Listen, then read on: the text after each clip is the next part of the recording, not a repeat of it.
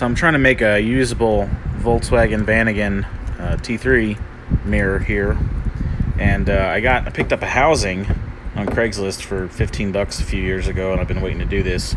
So the housing's solid. Then somebody took the guts out of it for whatever reason, maybe to repair theirs. And I got a busted one here. This was on my van, and it was totally functional, and the only working one I had, because the passenger side had been broken off and was replaced with a non-electric one.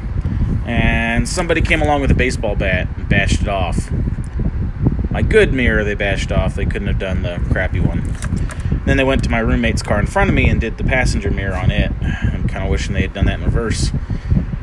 Anyways, so what I'm going to do is take the guts out of this and try to put it into this passenger and at least get one good mirror out of this.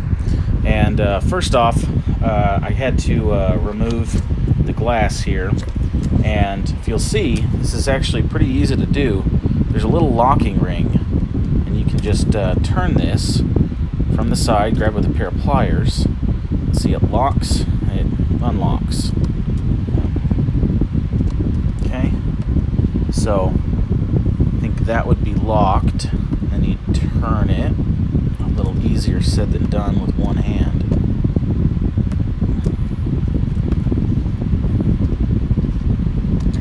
There we go.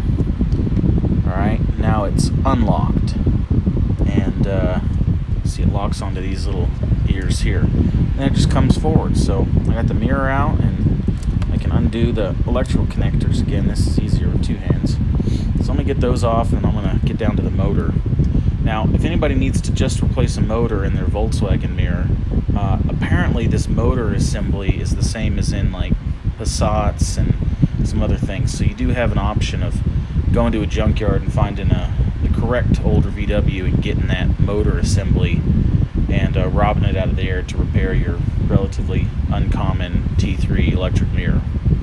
So let me get this off and get that off, and we'll keep taking a look at how everything is. Alright, I have the motor out from my old one. So it's just an assembly, and it looks like it's symmetric up and down, so you can flop it. Although I do note that the motor says top, and that looks symmetric.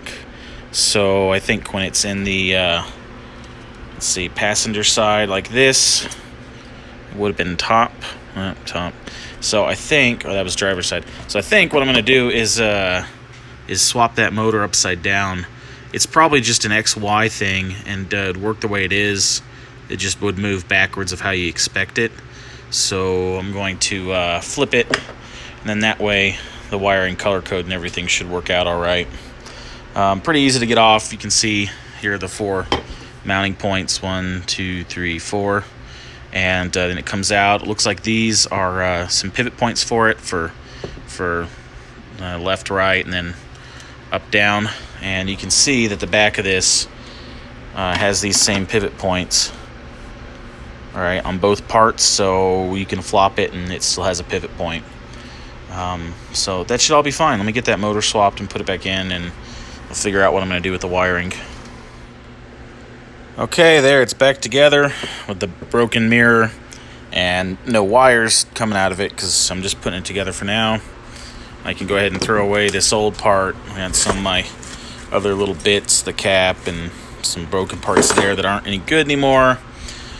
You can see there's that little tab you just got to grab with some needle nose and move it over. So I can, in the future, what I'm going to do is I need to fish the wire through. I need to figure out if I'm going to solder it or just make some new wire to come through it. It's going to be a little tricky to fish through here. And I can get off this little mirror.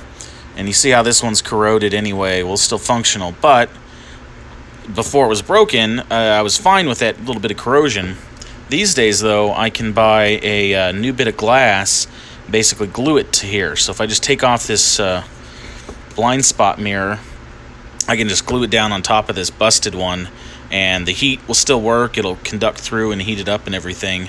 So everything should be okay with that. I just need to get my wires through and get my connector figured out down in the door, which will be a little different because this was on the driver's side. So I should have some wiring still on the driver's side door that I can use. I need to investigate the plugs and everything, but the main thing is my usable parts are in here, and I can toss this out and gain a little bit of space somewhere and know that when I'm ready to, I can deal with this.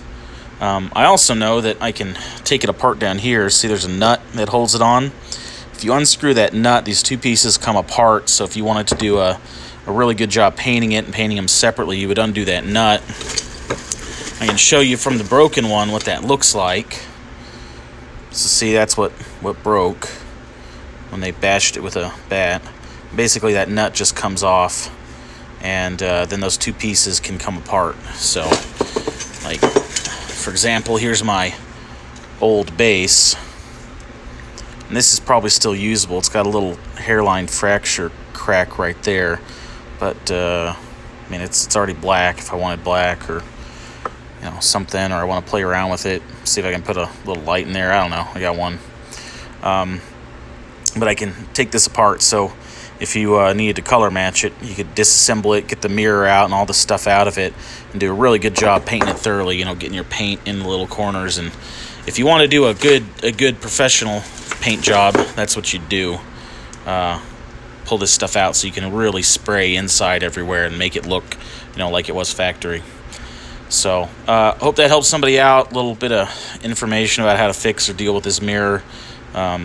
It's not the whole story, and I'm not showing you what's in the door. You know, there's just a couple bolts to take off, but at least getting into the mirror, that's what you need to do. So, all right, thanks for watching.